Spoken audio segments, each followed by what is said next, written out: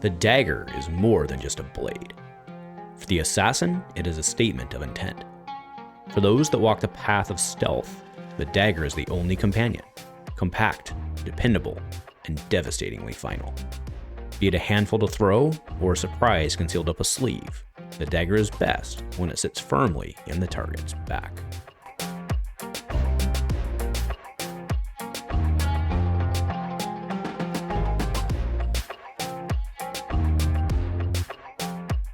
A huge shout out to our channel members for supporting what we do here. If you want to get involved with the channel and the Dice Commando community, please consider joining as a channel member. Remember, these videos are only possible with your support. You can show that support with a like, a subscribe, and by leaving us a comment and sharing your feedback. Community first, and go Commando. Hello there, my flesh and blood friends, and welcome to the Dice Commando YouTube channel, and thank you so much for tuning in for today's spoiler video as we reveal a majestic card for the Assassin class. Yet one more tool in the Assassin kit. Seeker Kunai is a red Assassin item instant with cost 0, that in true instant fashion does not block.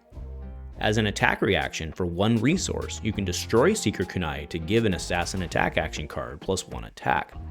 And while the Seeker Kunai is in your graveyard, at the start of your turn, you can buy it back into play for the cost of 2 silver. It is important to note here that Seeker Kunai itself is not a dagger subtype, meaning there is no crossover with any flick type play. That means that Seeker Kunai itself is very straightforward. It can instant in and immediately serve its role as an attack reaction, pushing a key on hit. Or the Kunai can sit on the board, remaining a constant threat and living rent-free in your opponent's head. So there we have it, folks, the Seeker Kunai. It's an interesting little card that could really go one of several ways. So as we move into discussion around today's card, there's a couple things in particular that I want to talk about where and if this card finds its way into decks. And this may remind you in a way of a card that came out way back when called Silverwind Shuriken. So this was for Silverwind Shuriken is for the ninjas. And what this did is if you were to, it wasn't an instant, so you had to play it kind of at the end. But what it did is it would sit on the table and you could blow it up, throw the shuriken, so to speak, to give an attack plus 1. So it's very, very, very similar to this card.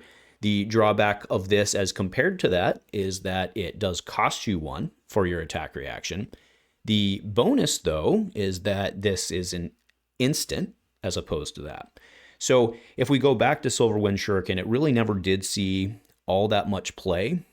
And part of it was because, I mean, it didn't block, it did have the 0, so it was doing the thing for Kodachis, but it really just, it required you to go at the end, use the card to do it.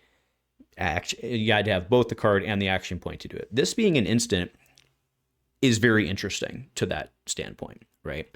Now, the next thing I want to talk about is the buyback. So the buyback is also really fascinating, especially because we've seen additional contract cards coming out of this set.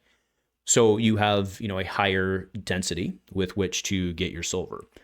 On the flip side, silver is still a limited resource, and there's no shortage of really good things to buy back. You have Graven Call to buy back. If you, flick it, do the thing, you can do that. But you also have your boots, which you can buy back for not only additional armor, but additional effect, or both as it may be. So that's really the question we have to ask ourselves is, okay, comparing it to the Silverwind Shuriken, which again, to be clear, never really saw much play, which is kind of very similar to where this lands.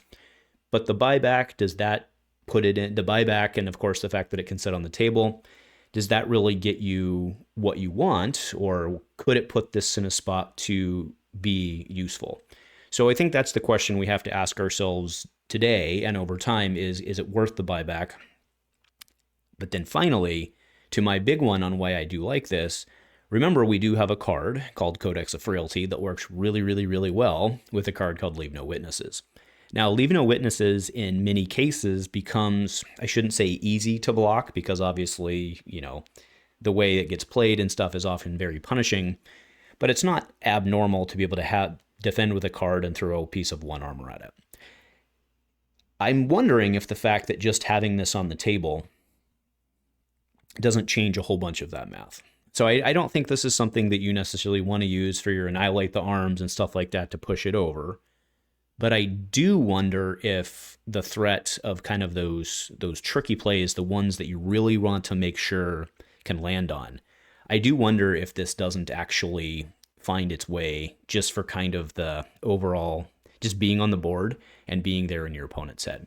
So that is what I'm going to be watching on this card very closely as the decks develop, especially if we see, obviously with more contract cards, Huntsman's already been doing pretty well. So maybe maybe they start to pick up steam, and maybe this is a part of that with all the extra silver flying around to buy back. So, all right, folks, that'll do it for me today. So please let me know in the comments what you think about the card.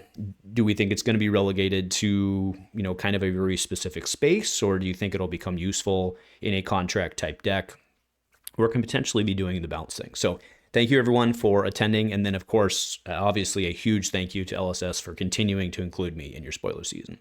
Thank you everyone. I'll see you folks on the tables. And as always, my friends, go Commando.